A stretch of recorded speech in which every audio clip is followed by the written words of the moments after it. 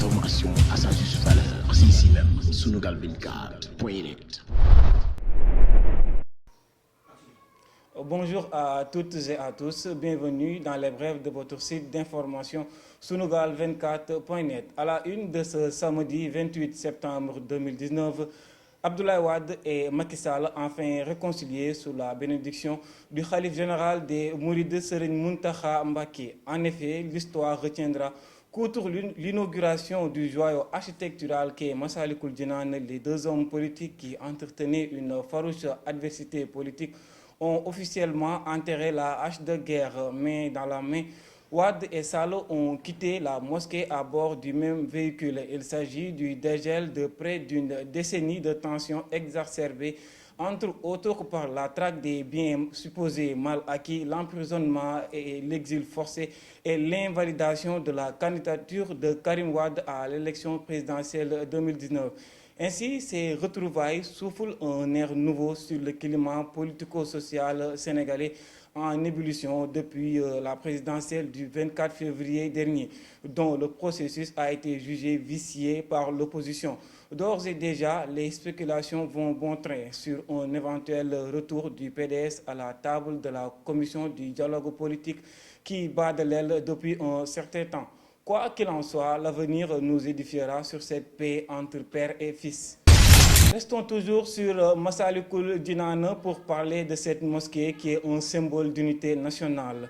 Le Sénégal, un pays de 16 millions d'habitants seulement, a rayonné hier à travers le monde en faisant la démonstration de sa stabilité socio-religieuse. En effet, des personnalités de tous bords, des hommes politiques, des responsables de la société civile, des personnalités religieuses et de simples citoyens de tous les confréries confondues ont participé avec dévotion et fierté à l'inauguration de la mosquée Massalikul Jinan, car les mourides et au-delà, tous les musulmans ont souhaité, par l'édification de cet édifice, montrer que l'islam reste debout et dynamique malgré les vicissitudes de l'histoire et les épreuves subies par nos guides spirituels.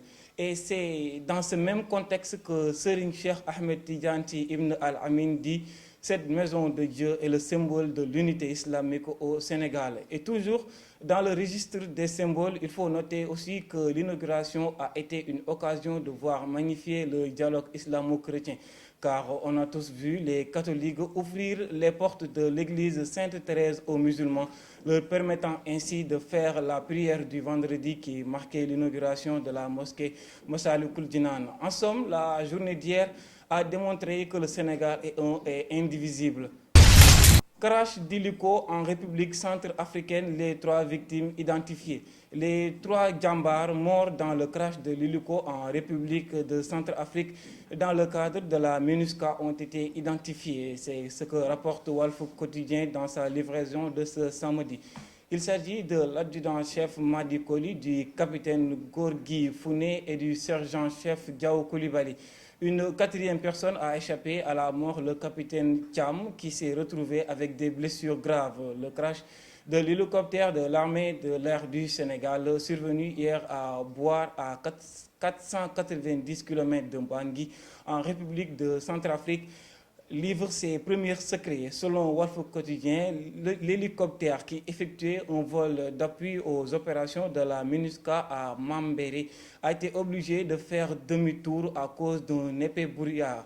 C'est ainsi que le pilote a tenté un atterrissage d'urgence à Boire qui a malheureusement causé le crash ayant occasionné la mort de 3 militaires sénégalais. À Yoff, deux commerçants séquestrent et violent une déficiente mentale.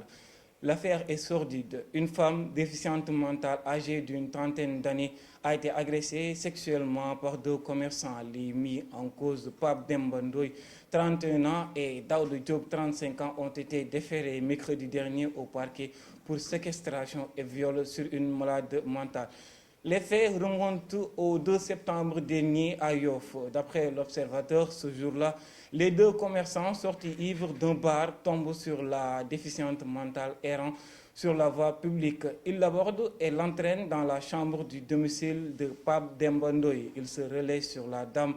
Le père de Pape Demba Ndoye, qui rôdait dans la cour de la maison, sera alerté par les gémissements de la déficiente mentale. Outré, le chef de famille somme son fils Pape Demba Ndoye et son ami Daouda Diop d'arrêter et de libérer la dame, ce que refusent catégoriquement les deux ivrognes. Excédés par leur comportement, le père se retire et appelle les éléments de la brigade de gendarmerie de la Foire qui débarquent sur les lieux et procèdent à l'arrestation des deux mis en cause. C'était tout pour aujourd'hui. Nous vous donnons donc rendez-vous prochainement sur votre site d'information sunugal24.net et d'ici là, portez-vous bien. Sunugal24.net, l'information à sa juste valeur, c'est ici même, sunugal24.net.